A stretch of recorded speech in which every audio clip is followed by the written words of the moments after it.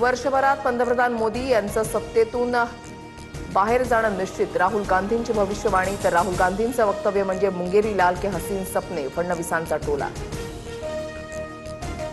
जळगावमध्ये विधान परिषद निवडणुकीच्या पार्श्वभूमीवर घडामोडींना वेग. जळगावची जागा भाजपनं लढवावी, भाजप नेत्यांची मागणी. तर महायुती म्हणून निवडणूक लढणार, महाजनांची प्रतिक्रिया. जळगाव विधान परिषदेच्या जागेवर शिंदेच्या शिवसेनेचा दावा. परिषदेमध्ये शिवसेनेची 7 जागांची मागणी. मुलगा प्रतापराव पाटीलसाठी जागा मागितली आहे, मंत्री गुलाबराव पाटील यांची माहिती.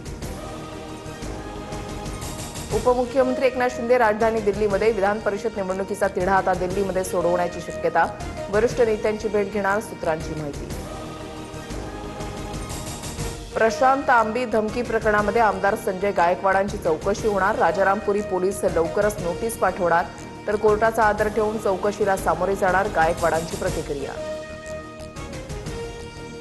आमदार संजय गायकवाडांनी ऑडिओ क्लिप स्वतःची असल्याचं मान्य केलंय, त्यामुळे चौकशी न करता त्यांना अटक करा, प्रकाशक प्रशांत आंबी यांची मागणी.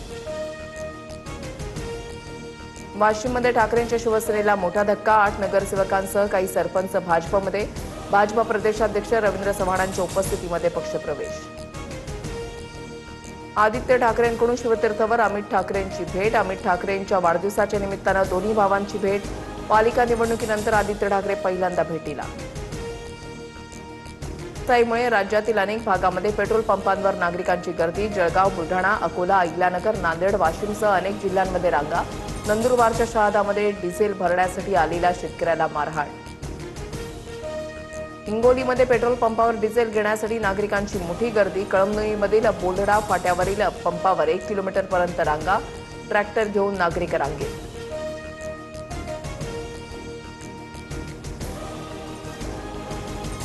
नीट पेपर फुटी प्रकरणामध्ये आरोपी शुभम खैरनारला न्यायालयीन कोठडी. 6 जूनपर्यंत शुभमची न्यायालयीन कोठडीमध्ये रवानगी.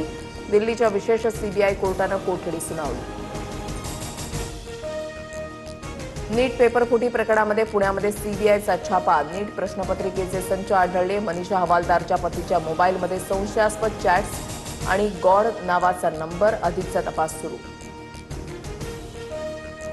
लासलगाव बाजार समितीमधील कांदा लिलाव पूर्ववत होणार. लिलाव प्रक्रियेमध्ये सहभागी न होण्याचा व्यापारी असोसिएशनचा निर्णय मागे.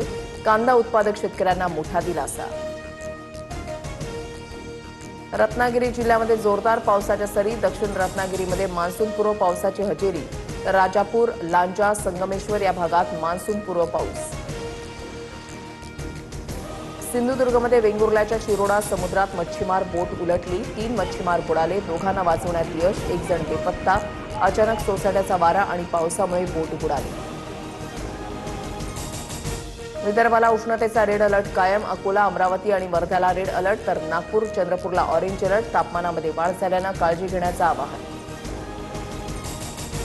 यवतमाळ जिल्ह्यामध्ये उष्माघातानं 4 जणांचा मृत्यू झाल्याचा संशय. दिग्रसमध्ये एकाच दिवशी 3घांचा मृत्यू. तर बाभुळगाव तालुक्यामध्ये एका वृद्धाचा मृत्यू.